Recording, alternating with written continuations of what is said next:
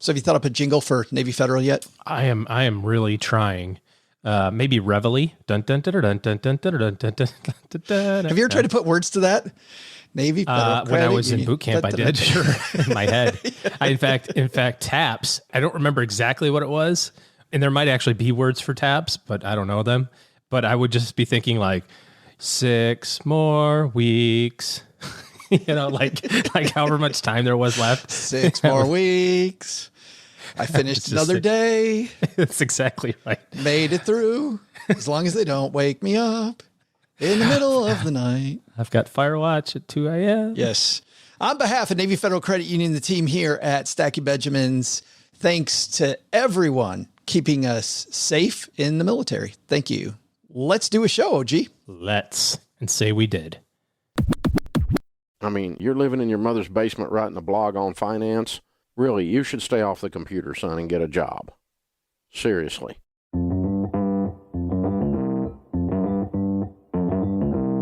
Live from Joe's mom's basement, it's the Stacking Benjamin Show.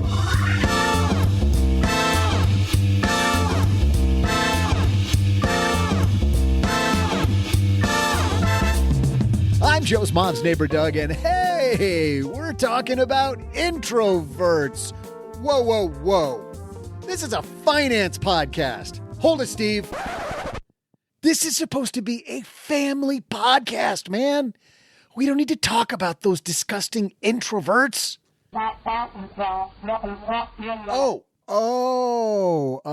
Okay, Steve, roll the tape. I guess I wore these leather pants for nothing. Because today, we're welcoming Matthew Owen Pollard to talk about introverts and networking. And let me tell you, this introverts thing is not what I thought it was about. If you're an introvert, which is definitely not at all perverted, the last thing you want is to schmooze in some Zoom meeting. So today, we'll share some tricks that'll make you the best networker in the room. Plus, isn't Bitcoin supposed to be uber secure? Well, today, during our headline segment, we'll tell you about how and why German police seized more than $60 million in Bitcoin and more. Also, we'll save some time to toss out the Haven Lifeline to Justin, who wants to know the difference between an IPO and a direct listing. And I'll top things off with some introvert-themed trivia. And now, two guys who are just a couple of disgusting introverts, whatever that means. Okay, this script is really not working. It's Joe and O-G.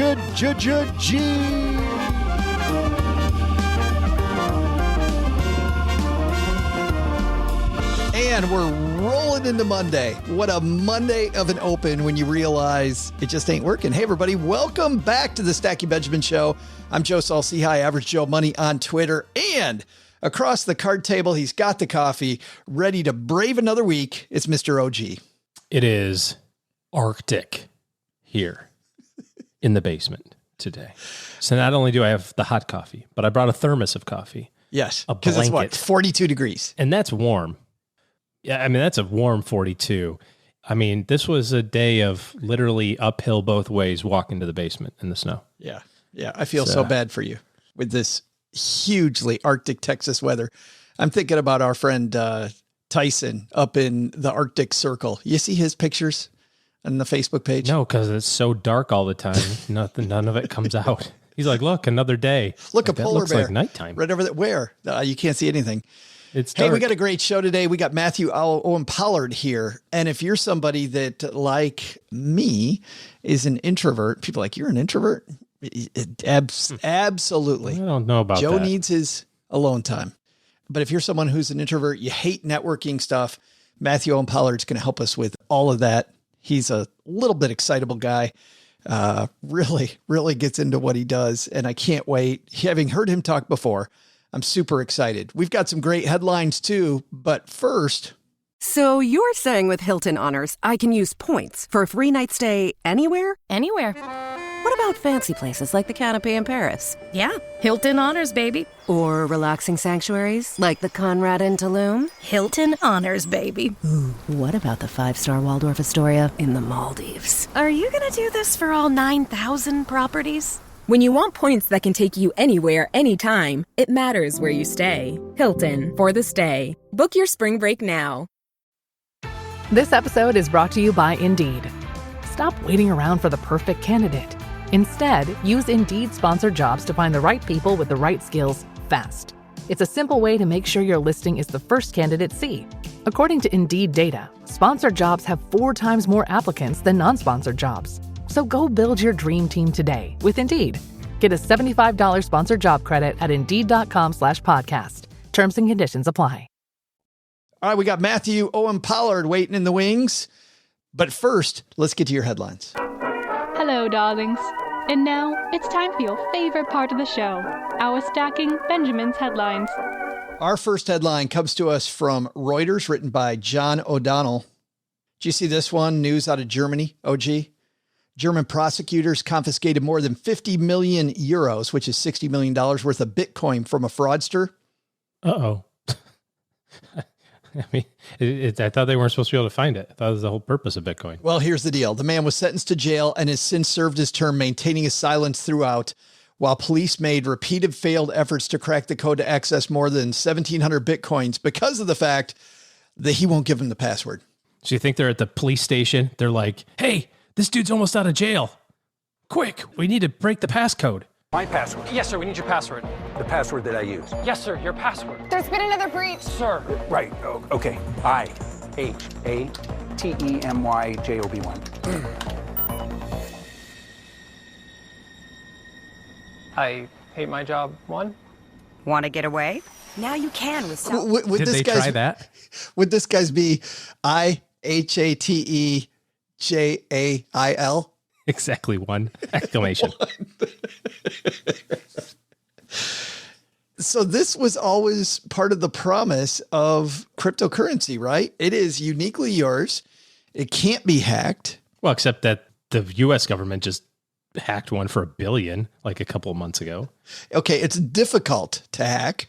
Yeah, true. But you were very much in control. It's hard to see $60 million from a guy when he won't give you the password. True.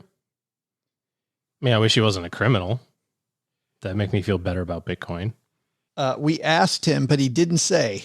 Prosecutor Sebastian Murr told Reuters a couple weeks ago, perhaps he doesn't know. Bitcoin is stored on software. Oh, he doesn't know. There you go. No one knows. Yeah, that's what I'd say. I'd say, hey, I don't know. I don't know what it is. Can't remember. Maybe that's the password. I don't know.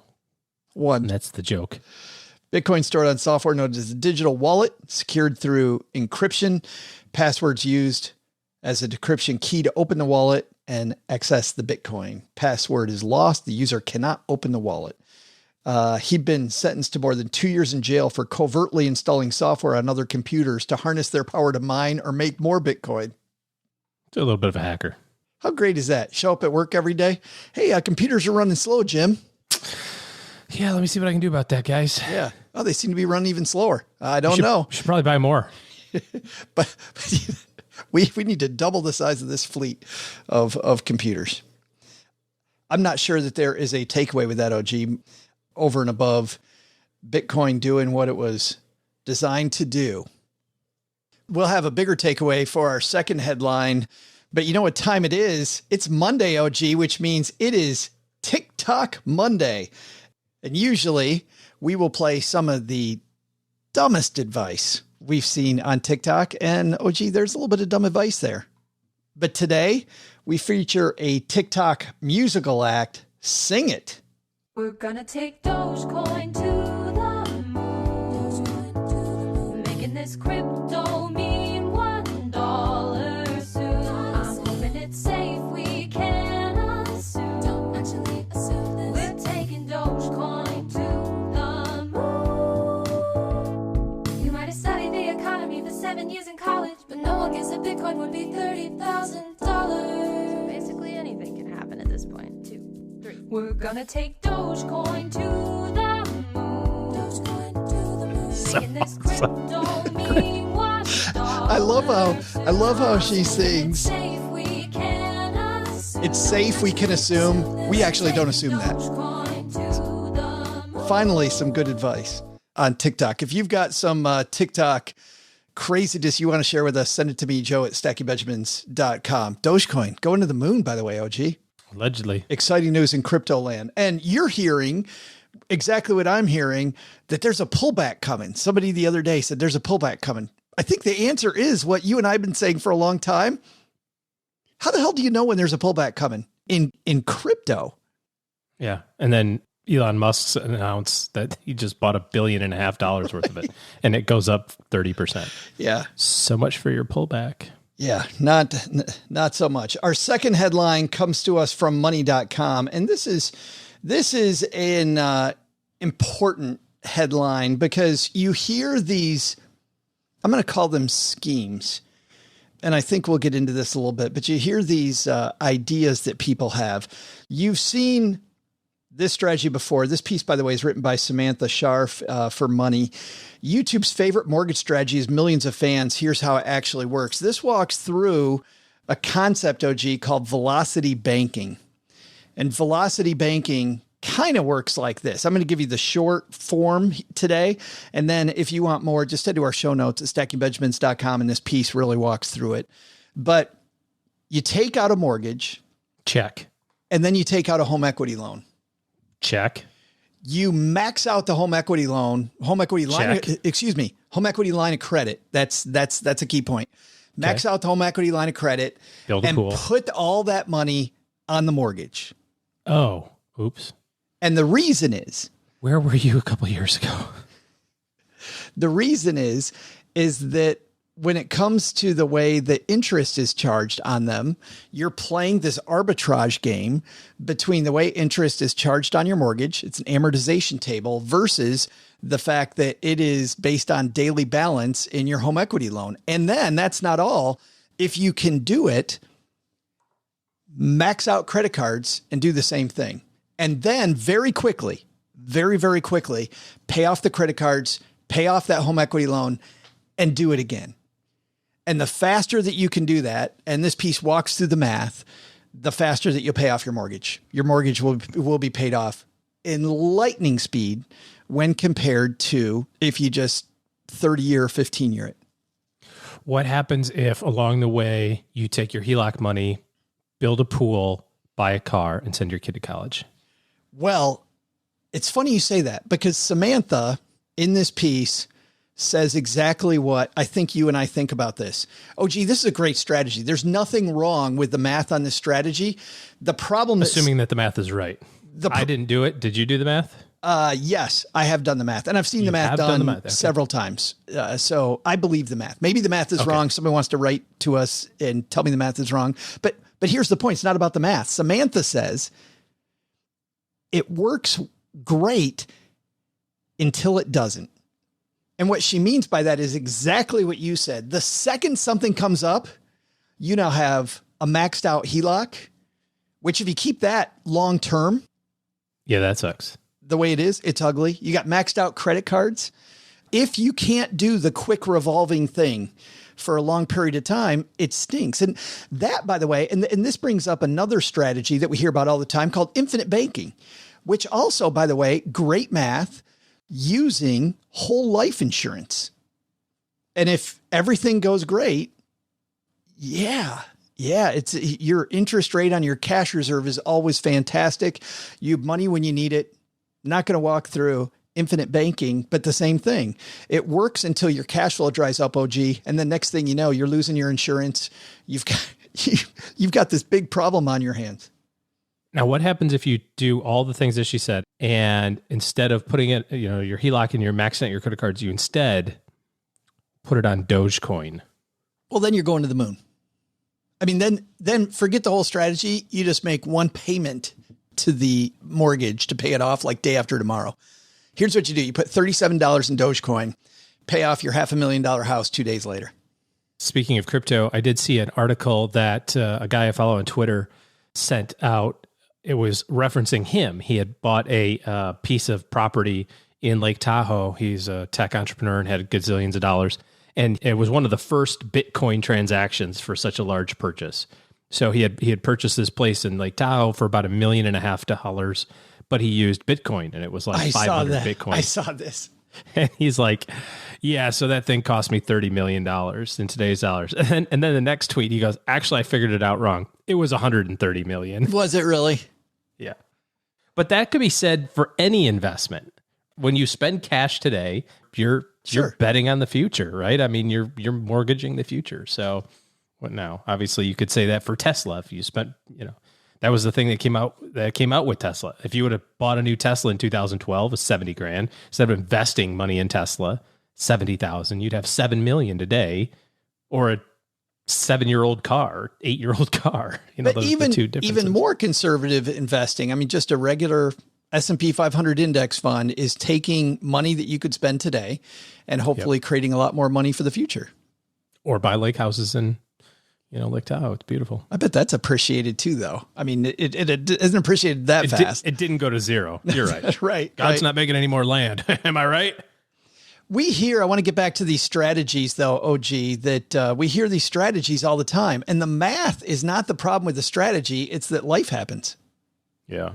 I mean, that's the whole thing with any personal finance thing, is that it's not a math equation. People ask whether or not they should do the 15-year or 30-year mortgage.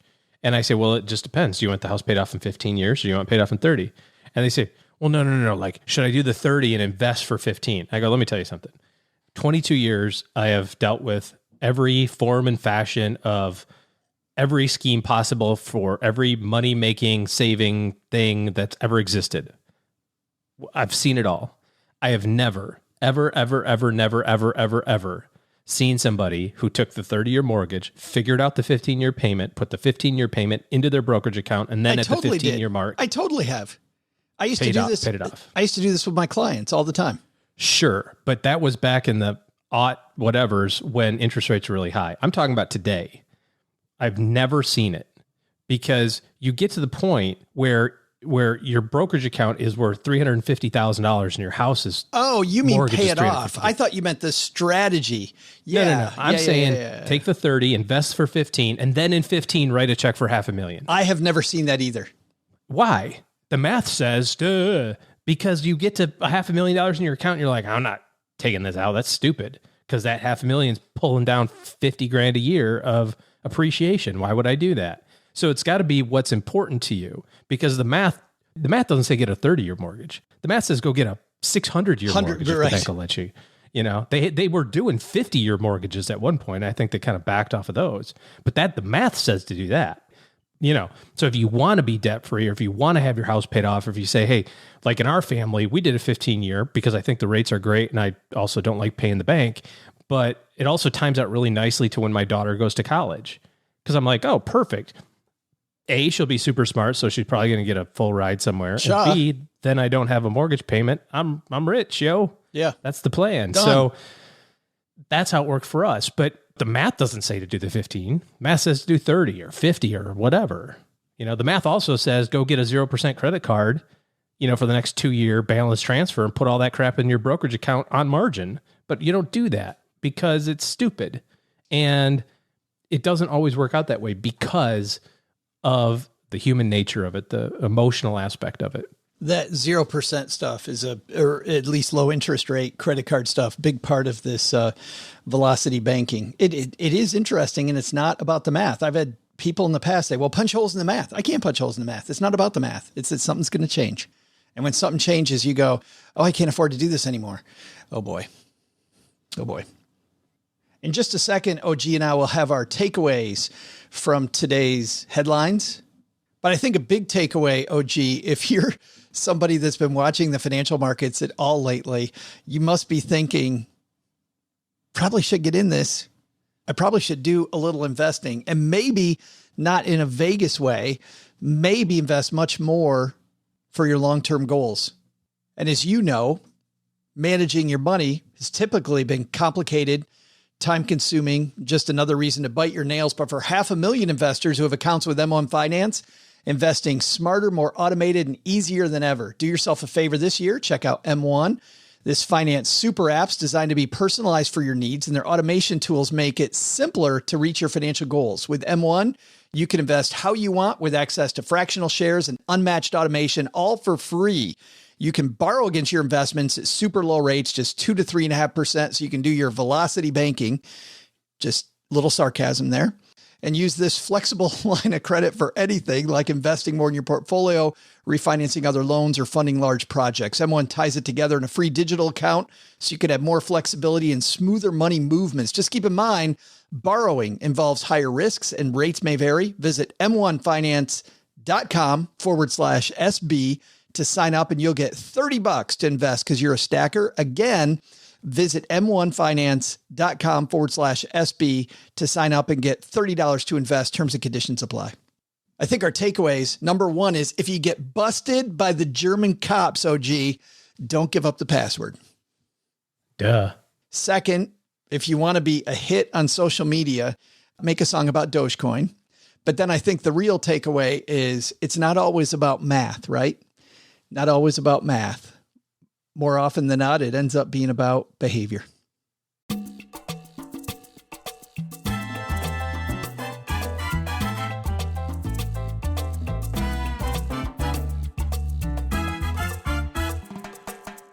Well, to say that our guest today is an interesting fellow is the understatement of the year. Matthew Pollard is responsible for 5 multi-million-dollar business success stories, and he did that all before 30 years old.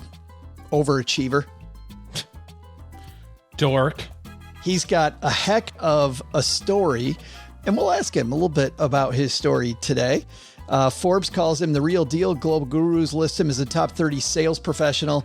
He teaches people that this way that we have networked in the past, not only does it not work for a lot of us. So if you feel awkward when you're ever at these networking events or you're meeting new people, you're not alone. Anybody who's at all introverted or just doesn't like those, I think is going to like Matthew's way of doing things better. Let's say hello to him right now, Matthew Pollard.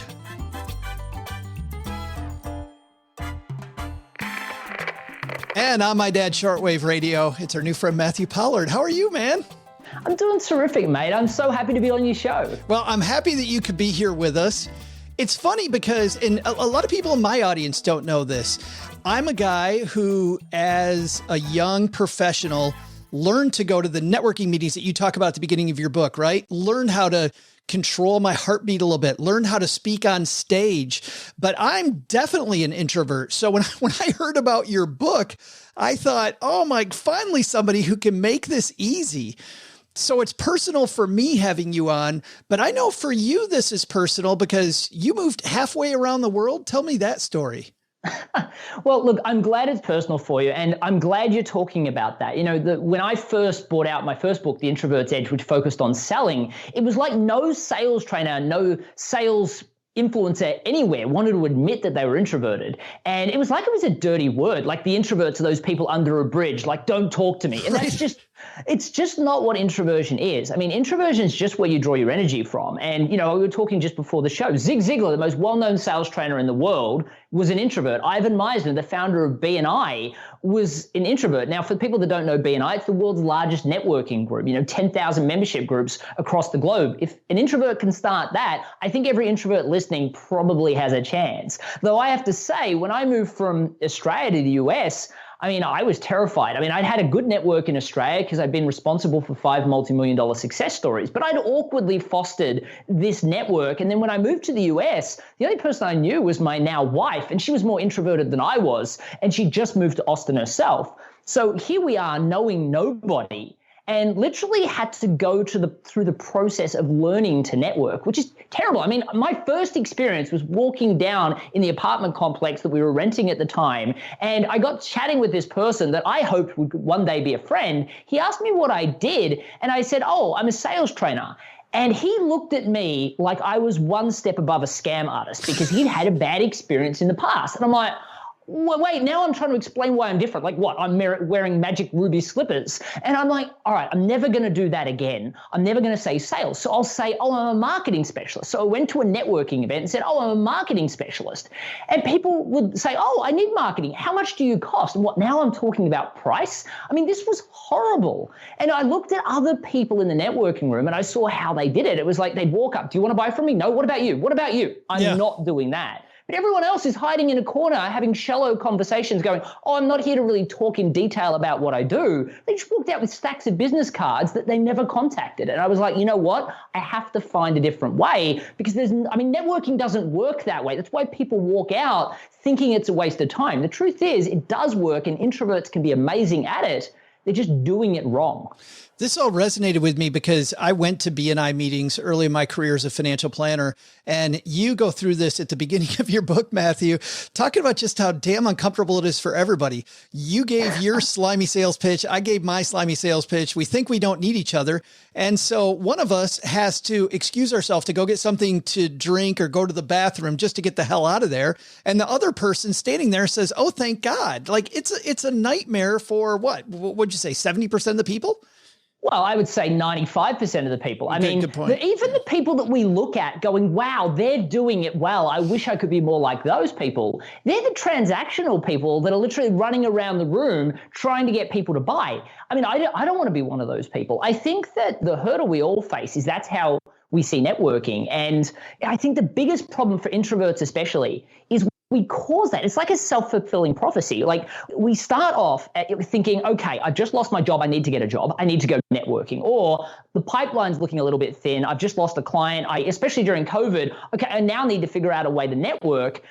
And then all of a sudden you find this networking event, whether it be virtual, whether you're using something like Lunch Club to do virtual networking, or whether you go to a BNI event and you book it in.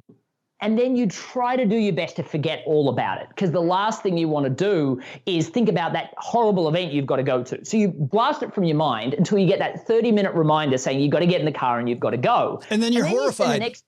You spend the next 10 minutes talking yourself out of it, right? I don't want to go. Right. These aren't really that bad. It's not that desperate. But then you go, and of course, what do? We dart around the room. Is there someone here I know? Is there someone here I know? If they do, we latch onto them, and we try and talk to those people. But we're there to meet new people. These people we already know. So what we see is, oh gosh, there is no one there that we already know. Let's go and talk to someone new. That's actually a more positive thing. But then we end up talking to that person that sells insurance, right? And they're like, oh, what is it you do? Oh, I sell insurance. Oh my God, how do I get away from this person? Well, firstly, in today's world, a live event, I mean, it's probably got a Facebook page. It's probably got a LinkedIn group. It's probably on meetup.com, which means people have registered to come with their LinkedIn profiles. So you can actually do your research before you go. Firstly, you should know if you're a PR agency, your ideal clients are not going to be at the PR agency meetup. So don't convince yourself that that's networking. But you can find what is my ideal marketplace. For me, it's introverted service providers. So that's where I go, where those people hang out. Then I will say, okay, this is the meetup or this is the group that I'm going to go and visit. Let's have a look at who's registered to go. And I'll look at their LinkedIn profiles, and the people that I'd like to talk to, I post them a connection request earlier and say, hey, I'm coming to this networking event. I've heard some great things about it. Would you suggest that I come along? And they'll say, yeah, sure. Now, of course, they might be introverted too. So when I walk in the room, guess what? I'm the face that they recognize. So they're going to come straight up and talk to me. So now it feels like a bunch of pre-planned meetings. And as long as I have a plan as well for what to say, those conversations could be very, very different. And secondly, as long as I make it all about them at the beginning, then I'm going to get the opportunity to explain because they are genuinely interested. Everything can shift by understanding 90% of networking success happens before you even walk in to the first room. I want to dive into a few of those strategies, but first, one point that you made in the book that I don't want to overlook is in the United States, and it might be worldwide. I don't know if you saw this in Australia as well, but there is this slash and burn, this, you called it transactional way of selling that we all think, you know, when you told somebody you're a sales trainer, they're like, oh, no, stay away from me. You're a pariah, right? Because we have this idea of what a salesperson is.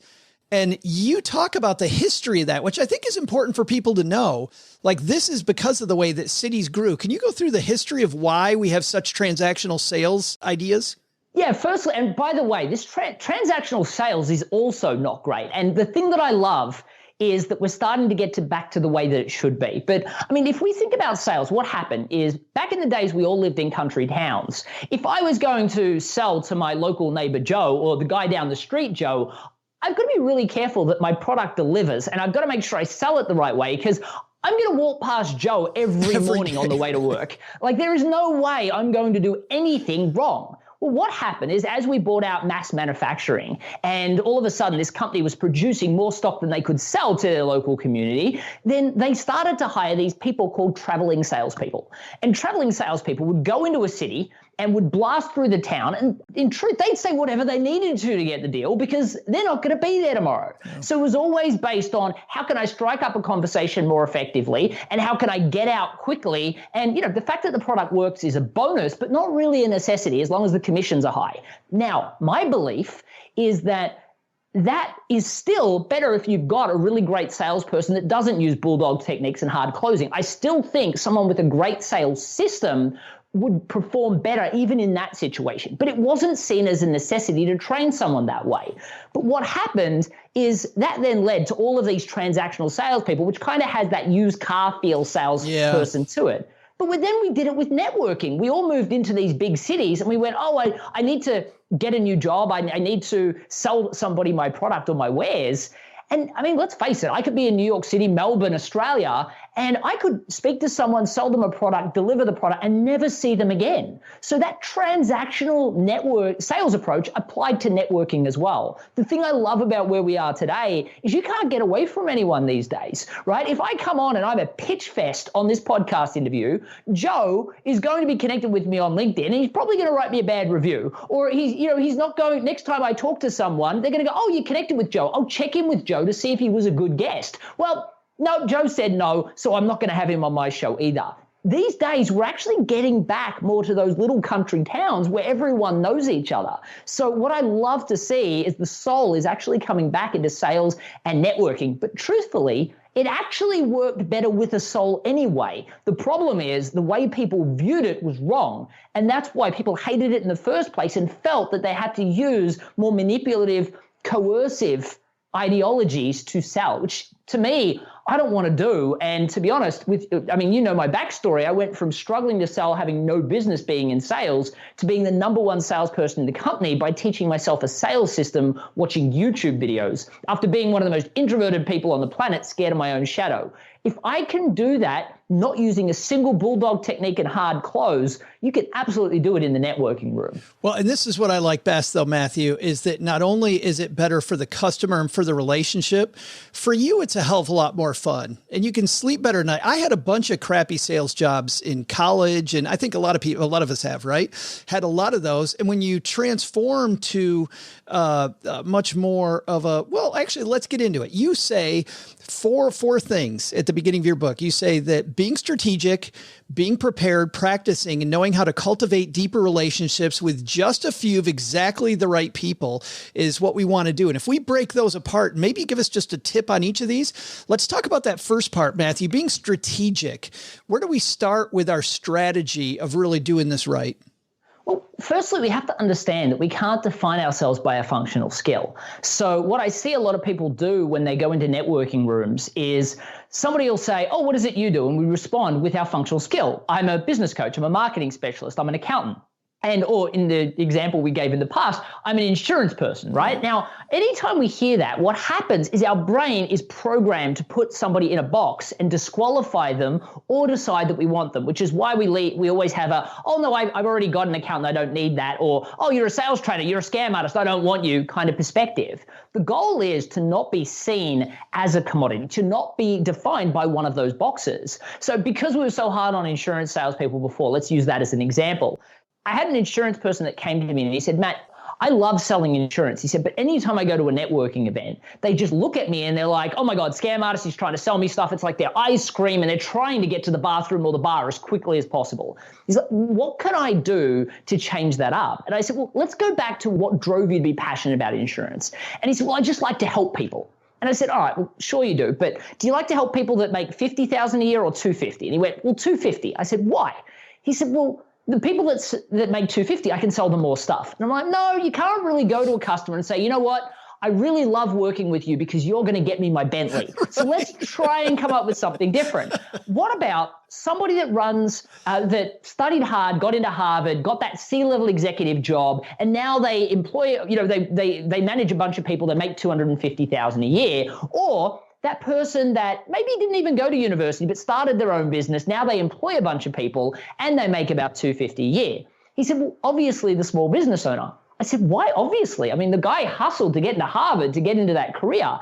I just feel like they deserve it more. I'm like, explain that to me. He then started telling me about his grandfather and how his grandfather had hustled all this time to start his own farm. He employed all these people. He never prioritized himself. And then his grandfather got sick and he had to sell the farm to pay the medical bills. And because of all the time off, he just couldn't afford the farm. He said, the last 10 years of my grandfather's life, I just watched him literally die in front of that TV, fading away. He said, I just never want to see someone else live like that. I said, all right, here's what I want you to do. Do you think that these are the hustlers of the world? He's like, yes. I said, why don't we call you the hustle lifeguard instead? And then when somebody asks, what is that? Now, if you plan correctly, you should make it all about them, ask them questions, give them value until they're like, oh my gosh, Joe, I can't believe I've been talking about myself for the last 10 minutes. Tell me about you. What is it you do? Oh, I'm the hustle lifeguard. They're going to have a brain meltdown. What is that? They're going to ask. And then you can talk about your passion and mission for not letting anyone get stuck in that horrible life like your grandfather did. You can even go into a story of a customer that you worked with that was almost heading down that same journey and how you helped them. And thank gosh you did, because a few years later, this all went wrong. Well, his business transformed because all of a sudden he introduced himself differently. People could see his passion. They wanted to work with him. And he went from working for another organization where things were going well. He went, was an amazing performer. Now he runs his own business as the hustle lifeguard and succeeds doing that. Funnily enough, his niche was small business owners, but all these career professionals were like, Nick, I know you don't work with us. I know you work exclusively with small businesses, but I love your passion. Can I work with you too? Everything shifted because he didn't fit in that box. So when we talk about strategy, what I have discovered is that if you can't be the clearest, you have to be the loudest. So what happens, you have to go to more networking events. You have to yell over other people. You have to use those techniques that nobody wants. What I think is that the reason for that is because people can't articulate the value of what they provide in 3 minutes when people are politely listening. So if you have the strategy to do that right, then all of a sudden everything shifts. And funnily enough, it actually shifts online as well. Because if you can't articulate your value in 3 minutes when someone's politely listening, what chance do you have when you're trying to network digitally? Which is why people are resorting to those horrible spam messages that we're seeing all the time on LinkedIn, on Facebook, blasts on emails. No one wants them, but they're focused on the numbers game. Well, who do we hear numbers game all the time from? Really bad salespeople, right? That is what everyone focuses on because the strategy is wrong. Yeah, that's powerful stuff. And you know what I like best about that was that he went from selling insurance to get his Bentley and being me focused. Really, he went to the reason people buy insurance in the first place, to protect. I mean, he's selling something that people need to buy and want to buy, and that makes him even feel better. Well, he loved it. I mean, that's the big difference. And this is really important when it comes to strategy. See, for an introvert, we have to understand that, firstly, we're not second-class citizens. Our path to success is just different. But we have to realize the truth that being with people takes our energy from us. Now, that doesn't mean we can't do it. It just means that it's like we've got a cell phone and it's not currently charged in. Where an extrovert, they love being around people. So when they do a networking event, they want to go to the next one. They want to go off to the bar. That's just not us. So the thing that I realized, though, is one of the reasons, of course, it's always going to be tolling on us to be with people. However, one of the biggest drivers for why it's so tolling is that stress and that anxiety of feeling uncomfortable. Well, if we plan out what we're going to say and we do great preparation, if we know who we're going into the room to speak to, all of a sudden there's a lot less anxiety. Secondly, if we get a rejection, it's a lot less mentally tolling on us, because if we have a sales system or a networking system, the great thing is it's not about us anymore. It's about the system. So we can use our analytical brain and say, this is where it went wrong. So I can change that, and that might get me a better success. It stops being a rejection on us, right, which is huge. Yeah, and now it's just people that don't need what you have, which is fine. That's good. Absolutely. And if you're passionate about it, this is the great thing. If you're trying to make it eye-focused about getting my Bentley, or if you're trying to make it all about I need to sell this product, when somebody says to you, I don't feel like that, that works for me, you've got to shove it down their throat, or at least you feel like you have to. But if you're focused on your passion and your mission, I'm sure Nick's grandfather probably would have thought originally, that's probably not for me. But Nick passionately believes that he needs to save people like that are in their own way. He's on a mission to help them realize. So instead, he says, I perfectly understand. Last thing I want to do is waste any of your time. However, let me tell you a story of my grandfather, or let me tell you a story of this customer. And then, by the way, the science of story is powerful because it short circuits the logical mind. You speak directly to the emotional mind. The logical brain's part going, that won't work for me. This will. I don't really have time for that. Just go away, or bathroom time.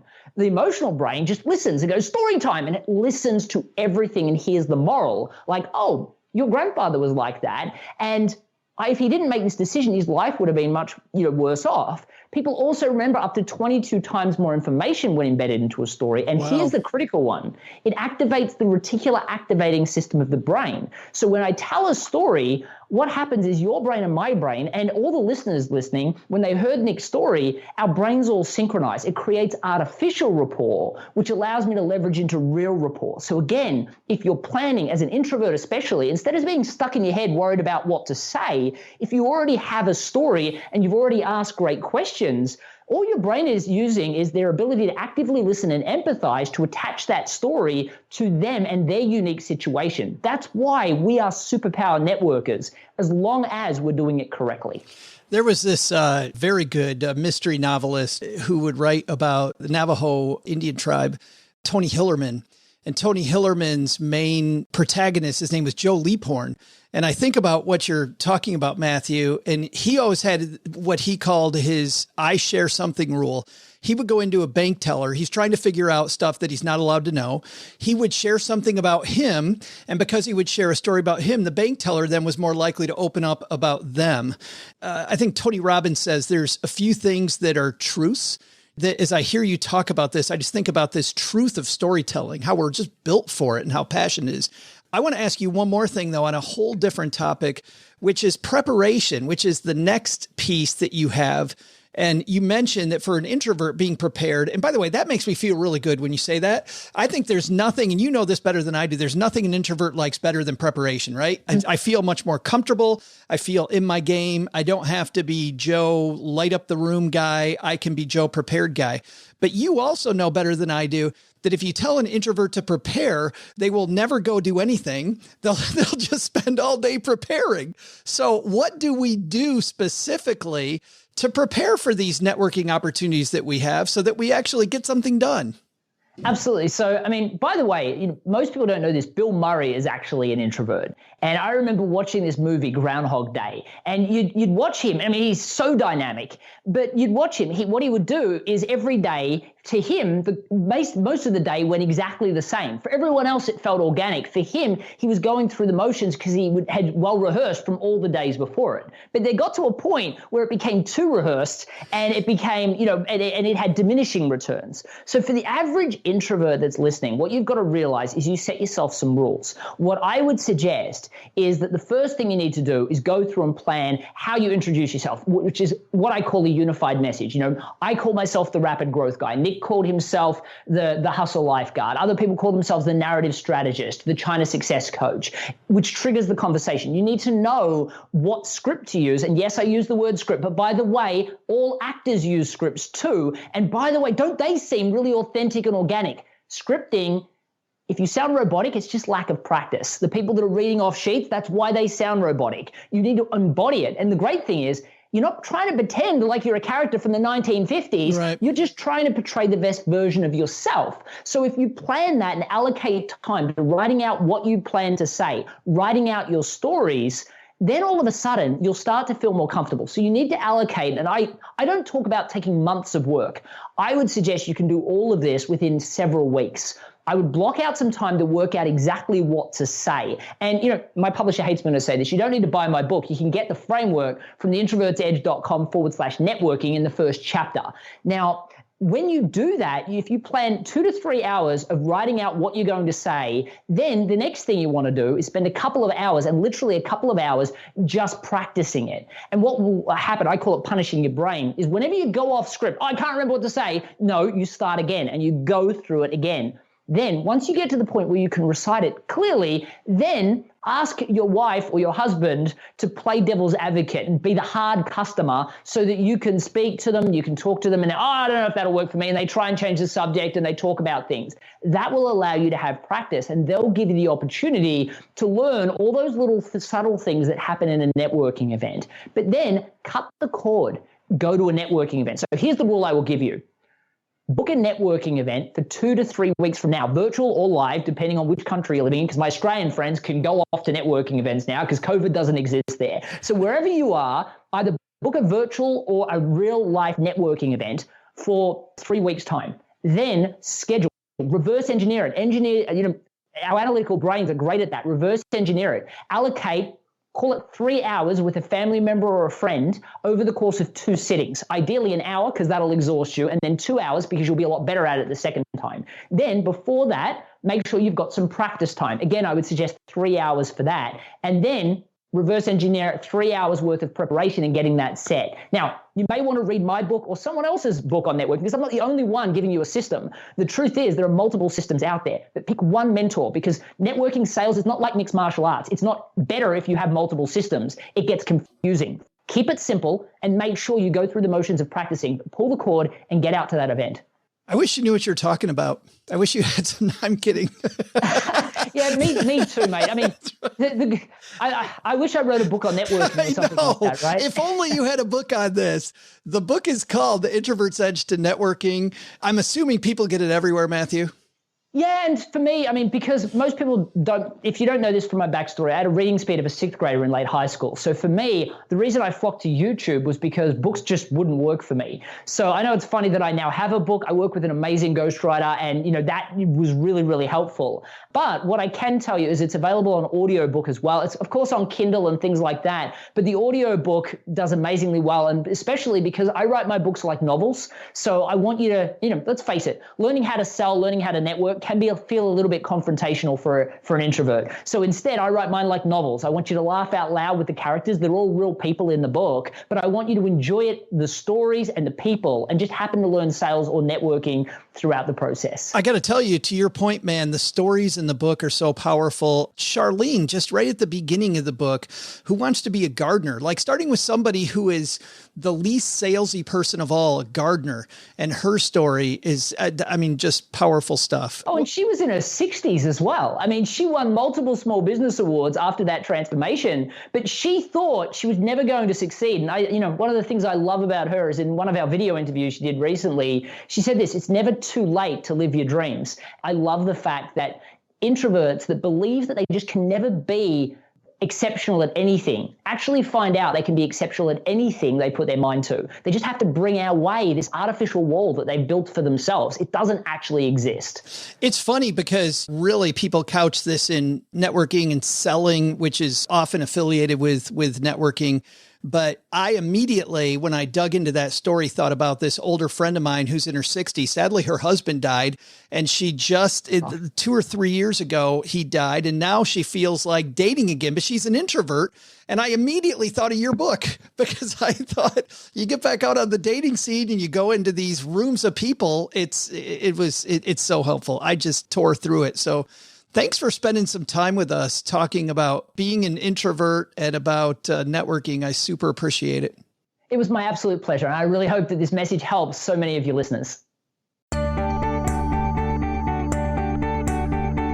Hey, trivia fans, I'm Joe's mom's neighbor, Doug, and now let's whip this show into action. Wow, these script ideas really don't work anymore now that Joe's mom informed me what an introvert actually is. Hey, but I'm a professional, so we're just going to run with it. Now that you're all chained up and ready to go, ride this cowboy? Oh, boy. Let's get to today's trivia. And man, there are some kinks in this, problems in this trivia.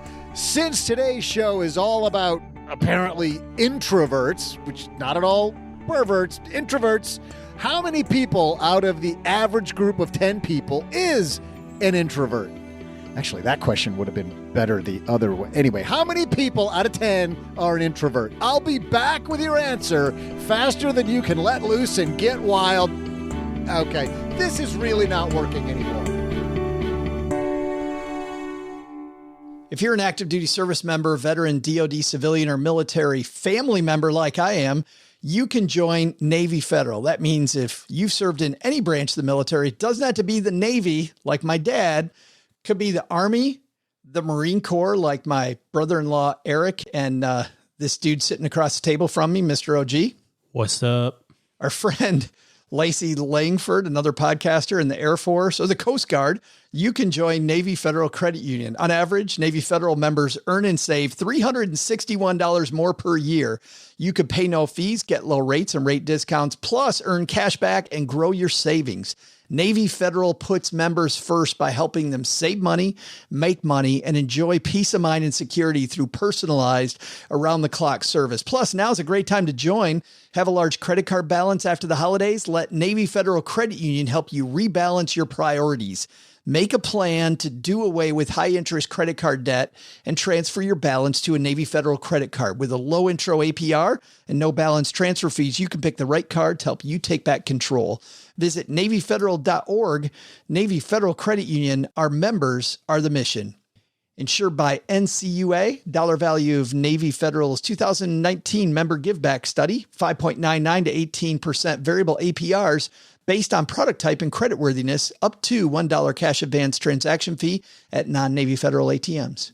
Well, there's nothing that relieves stress more when you have had a long day, you are completely fried, and you're thinking to yourself, maybe I'll just go out to dinner. But then you think about all those calories, all that money out of your wallet, and then you realize that you can eat healthy because you found Factor. Factor is ready in 2 minutes. Factor shops, preps, cooks, and delivers straight to your door, so you have more time for everything you love this spring, and you don't have to worry about eating healthy and going outside your budget because you've got the food sitting there in the fridge that you had pre-planned. What is Factor? Well, Factor has meals built around your goals, whether that's weight loss, overall nutrition, more protein, or GLP-1 support for strength and workout recovery. Check out Factor's Muscle Pro collection. Every meal's crafted with functional ingredients, lean proteins, colorful veggies, whole foods, and healthy fats. Factor bans 175 plus ingredients. No artificial colors or sweeteners, no high fructose corn syrup, no refined seed oils, just nutrient-dense foods. It's fresh, never frozen, over 100 rotating weekly meals, including globally inspired flavors like Mediterranean and Asian, so there's always something new to look forward to. I use Factor. I think you're going to love it too. Head to factormeals.com/SB50off, stackers, and use code SB50off, and you're going to get 50% off and free daily greens per box with new subscriptions only while supplies last until 9/27/2026.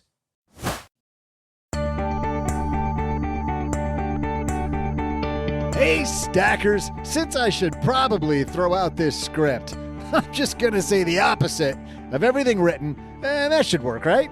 All right, let's try it again. Hi, all of you healthy and clean fans of this appetizing podcast.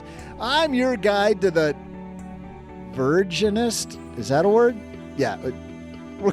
Okay, this is a big mess. So we're going to move on to today's trivia question. The question was, how many people out of the average group of 10 people is an introvert? The estimated range is anywhere between 25 and 40%. So we're just going to give it to you if you said like 3 or 4 people out of 10. On that note, it's time for me to make like an introvert get out of here. But hey, that one actually works. See ya.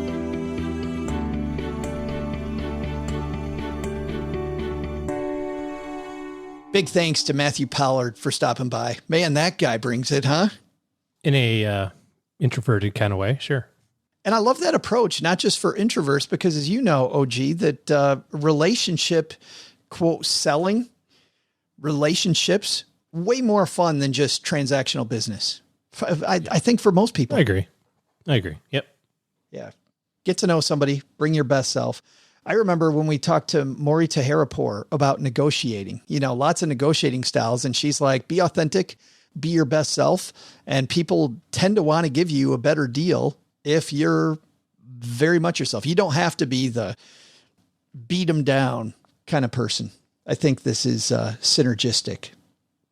Hey, let's throw out the Haven Lifeline, OG, and tackle some of life's most important questions. Our friends at Haven Life Insurance Agency, they put the thing you value first. On this wintry, blustery day as we celebrate George Washington's birthday, I value hot cocoa with marshmallows. Oh, and a roaring fire. Yes, sure, fire. You can have the fire as long as I get the cocoa. All right, deal. I had a toasted marshmallow latte last weekend. Sounds pretty good. Yeah. I just thought I got to try this thing. And it was phenomenal. Just like a candy cane in a glass or a kid's drink in a glass. It was so good. It actually says here that it's your loved ones and your time, but heck, loved ones and time with a hot cocoa or a toasted marshmallow latte. Isn't that just like an upscale hot cocoa? Yes. It really is. It's a hot cocoa for foo-foo people. Oh, I wouldn't go near the hot cocoa. I would like a toasted marshmallow latte, please. That's why they've made buying quality term life insurance actually simple, so you can spend more time with that latte. Head to stackingbenjamins.com/Haven Life now to get a free quote.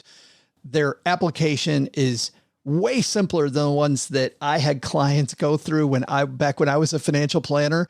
You get an instant coverage decision. Their prices are affordable.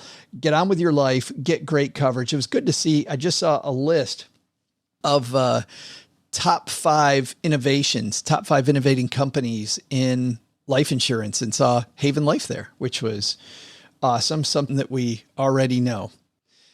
Today, let's throw out the lifeline to our friend Justin. Say hi, Justin. Hey, Joe and OG. I was looking at getting my daughter interested in stocks, and her favorite game, Roblox, is about to go public. When I was looking up info about it, they were saying that they weren't going to do an IPO, but instead would do a direct listing. Can you explain the differences between an IPO and a direct listing? Also, I know that you have talked about how people who buy the IPO almost never get the IPO price. Is this true with the direct listing as well? I know a little bit about buying stocks, but would definitely consider myself a novice. So is there anything else with this type of offering that I should be aware of before getting into it? Thanks. Justin, great question. Thanks for the question. And before I turn this over to the expert here, I just really like the fact that you're getting her interested through something that she already likes. And the fact that she can own that, I think, is a great place to start, OG. It's so exciting to see kids get involved in an early age. For us, that's why we really like that Stockpile app, because it shows the kids the brands that they're familiar with.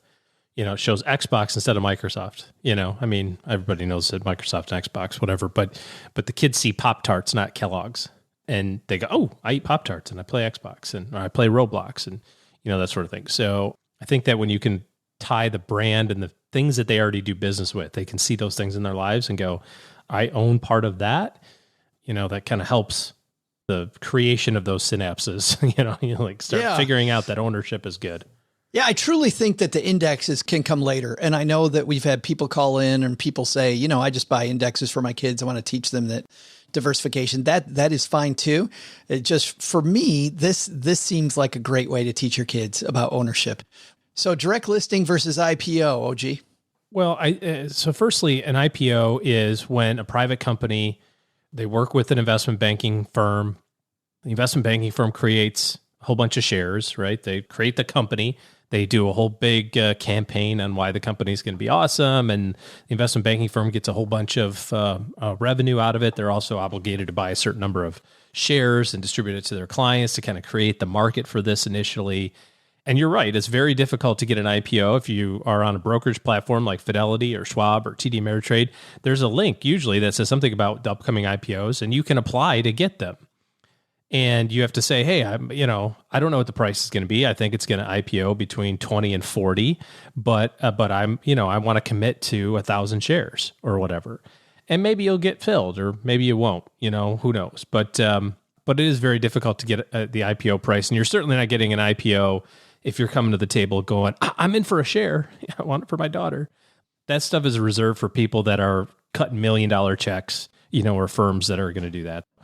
That doesn't mean that you won't get the IPO price, right? Because it could IPO, it could list, and then not go anywhere, right? The price doesn't have to move. We've seen recently that's not what's happened. You hear about Airbnb or you hear about DoorDash or something. They IPO'd at 20 and they were at 150 by the end of the first day. You're the guy buying it at 150. The guy who got it at 20, he made his deal 6 months ago. So IPOs are very slippery. I'd stay away from them.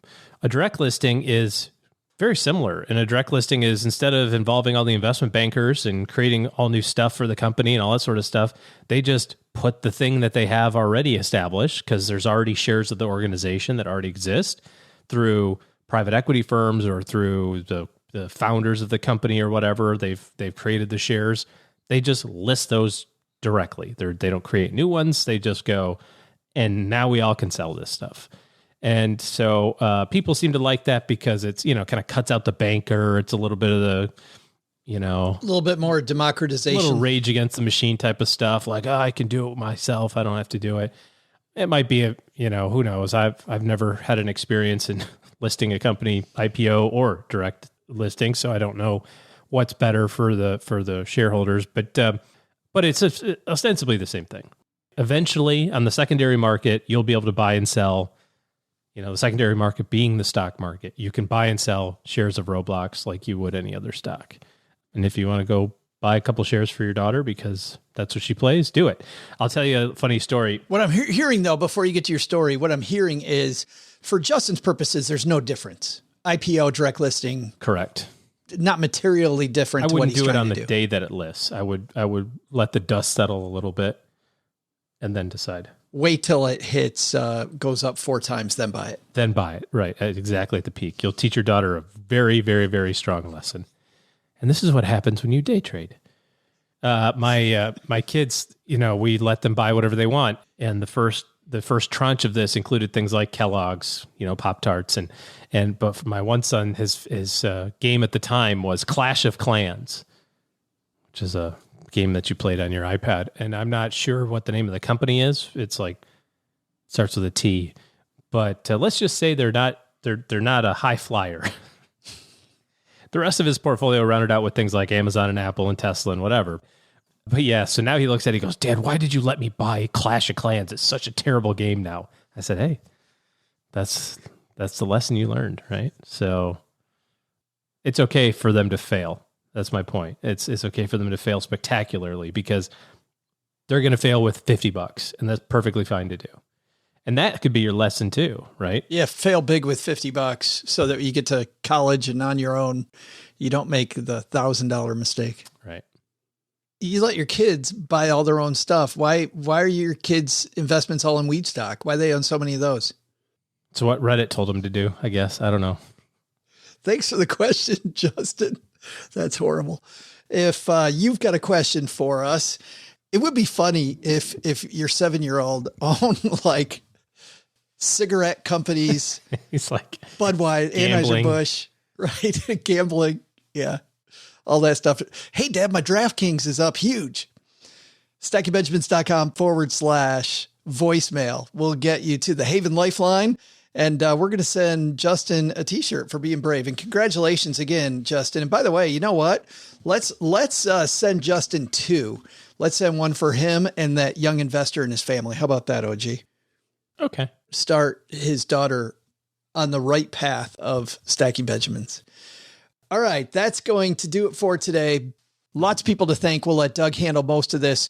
First, thanks to you for spending time with us and hanging out.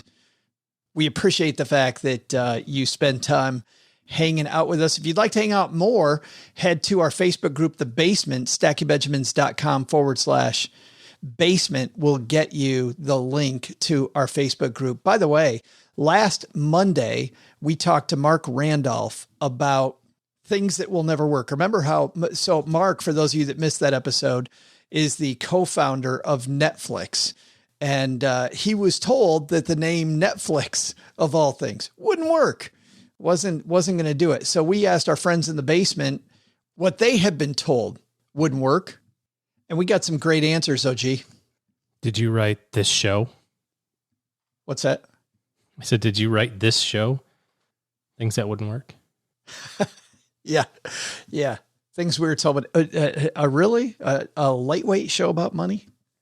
Bill replied, OG, that going from a 2-car family to a 1-car family, a lot of what if scenarios from family and friends, but the savings has helped us to reduce our debt and create more cash flow in uncertain times.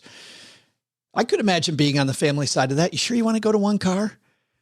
What if you're at home and you really want to go somewhere else? Yeah.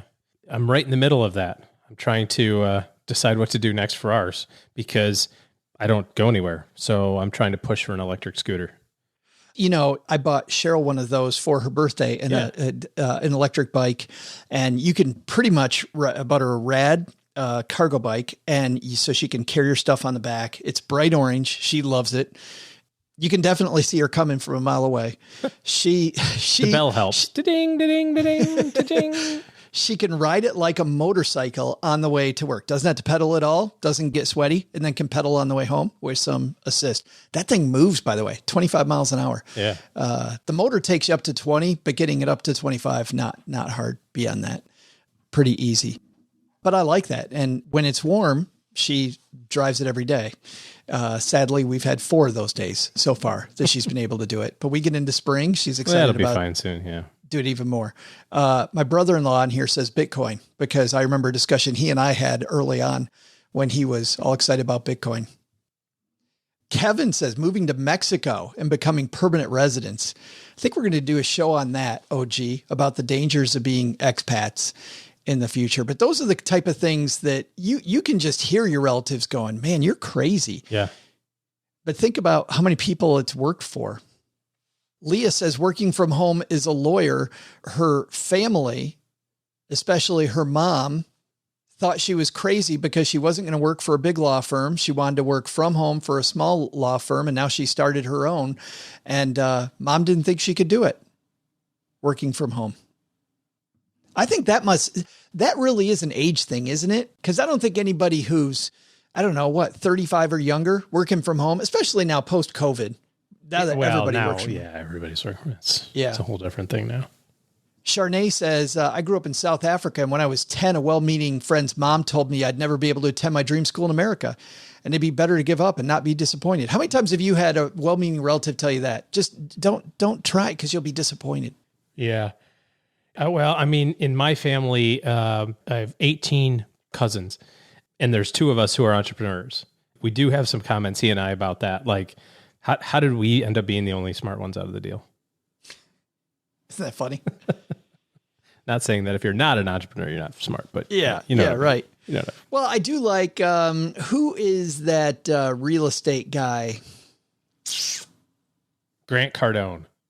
I was going to say, there's so many of them.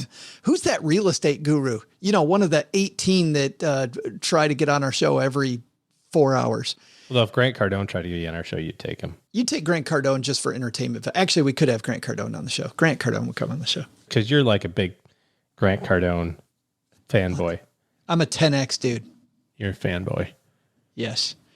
Oh, what the hell's that guy's name? Owen Wilson. Great actor. Really funny. I'm not coming up with it. But anyway, the guy's quote is, there's 2 doors in life. There's one that says freedom, and there's one that says security. People that go through the security door get neither. Ooh. Oh, fighting words. Yeah. Yeah. I don't know if that's true, but I do like Charnay's quote here. She loves a quote from NFL quarterback Russell Wilson. Why not you? And she thought, why not me? Came to the United States. Vince said, joining the Navy, my dad's exact words were, why the hell would you do that? Boy. Nice. Way to support the troops there, Dad. Yeah. You think Dad's probably not a member of Navy Federal? He wishes he was. And our friend Jason Vitug from Frugal says, I was told that quitting my job to travel and leaving the workforce for a year was a big mistake and hard for me to come back, but realized after a year, I didn't want to come back.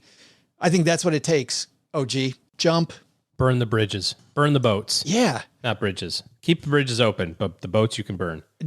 Jason is so inspirational. Thanks to everybody for playing that game with us. If you'd like to comment on today's show, we're going to have a question about today's show and Matthew Pollard in our Facebook group, the basement, StackyBenjamins.com/basement. Lastly, if you're somebody that needs help in your corner financially, you deserve it to have a good, knowledgeable friend. Take a look through your things and make sure you're on the right path. To get on OG's team's schedule, head to StackingBenjamins.com/OG to see how their team can help your team be better with money in 2021. All right, that's going to do it for today. Doug, you got it from here, man. After all the introverted stuff Doug did today, I can't wait to hear how we're ending this thing. What should we have learned today? So, what should we have learned today? First, take a lesson from our headlines. Don't fall prey to sexy terms and strategies that might end up costing you much more than your potential savings if things don't go right. Second, take a lesson from Matthew Pollard. Networking, whether you're an introvert or extrovert, should be more about preparation and connection than sliming people with your verbal business card. Nobody likes a smooth-talking shark. But the big lesson? Make sure and read these scripts ahead of time and know your definitions, people. Luckily, we got it all worked out, and you should never extrapolate the... Wait, can I say that word? Oh, man. Steve, beep out that disgusting word. I think I've done enough damage. To learn more about Matthew Pollard, you can head to our show notes page or check out his new book, The Introverts Edge, wherever fine books are sold, or at MatthewPollard.com. This show is created by Joe Saul-Sehy, produced by Richie Rutter-Reese, and engineered by the amazing Steve Stewart. Online, visit us on Twitter at SBenjaminsCast or on our Facebook page. I'm Joe's mom's neighbor, Doug, and I'm pretty much the guy in charge of everything around here. Trust me, this well-oiled machine didn't get like this all by itself. SB Podcasts may receive payment on the show from sponsors and guests in the form of books, giveaway items, discounts, or other remunerations. That's a big word. There's no way you take advice from these dorks, but like Joe's mom always says, don't take advice from people you don't know. This show is for entertainment purposes only, and before making any financial decisions, consult with a real financial advisor.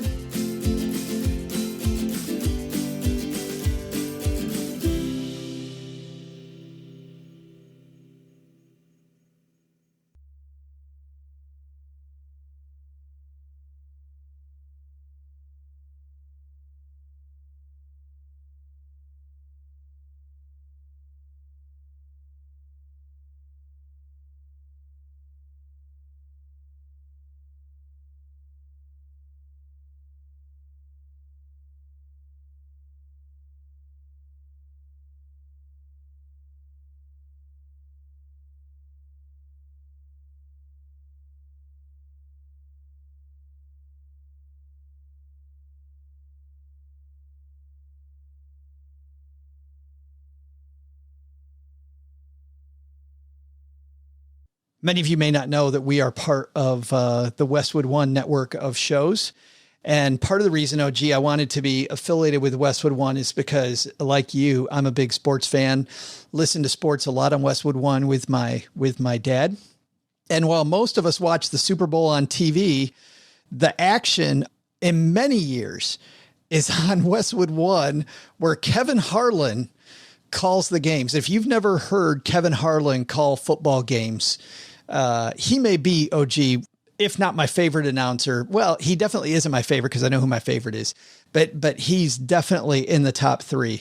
And this year's Super Bowl was no exception. This happened, and here is Kevin Harlan's call. Second down, 20, 5:03 to go. Someone has run on the field. Some guy with a brawl. And now he's not being chased. He's running down the middle, the 40. Arms in the air in a victory salute. He's pulling down his pants. Put up your pants, my man. Pull up those pants. He's being chased to the 30. He breaks a tackle from a security guard. The 20, down the middle, the 10, the 5. He slides at the 1, and they converge on him at the goal line. Pull up up your pants, take off the bra, and be a man. And the players with hands. Do you know the other half of that story that is making the headlines lately? Although it may have been debunked by now. But the story going around on the interwebs was that this dude had a parlay bet on would there be a streaker. And he decided to become one. And he was like, it's the third quarter, I got to get it done. And so the story goes, I don't know how true this is, but the story goes, his buddy went first and drew the attention so that he could blitz down the middle of the field to make sure that it was, broadcast, basically. Kevin Harlan is just a treasure. That was a really good. He is so great. And the fact that we get to say that we're on the same network he's on, just great for us. The second thing, a lot of you have, if you're a super money nerd and spend a lot of time online, you may have seen this already. But if you missed Saturday Night Live a week ago, you may have missed this great financial commercial.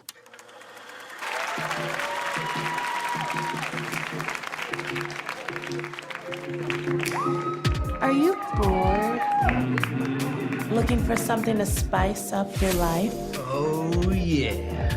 You used to want sex, but you're in your late 30s now. And sex isn't really doing it for me anymore. You need something new. Something exciting. I need a new fantasy. Then you need Zilla. Zilla.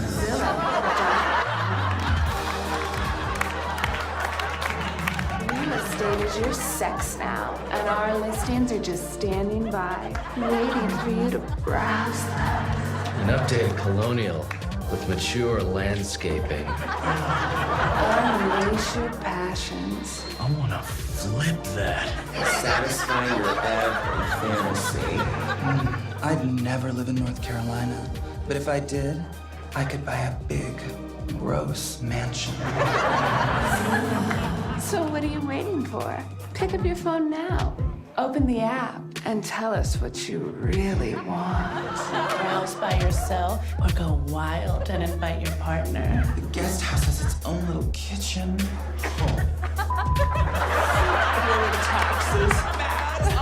The pleasure you once got from sex now comes from looking at other people's houses. Don't worry. If you get too carried away with the fantasy, just click contact the listing agent for a rude awakening. Well, hello. Hi, this is Donna Lazzarini with Remax. Oh, hi. Sit in 13 Culver Lane? No, I'm not. So when are you free? I can't do Sunday. No, never mind. I'm not actually looking to buy. Okay, thank you.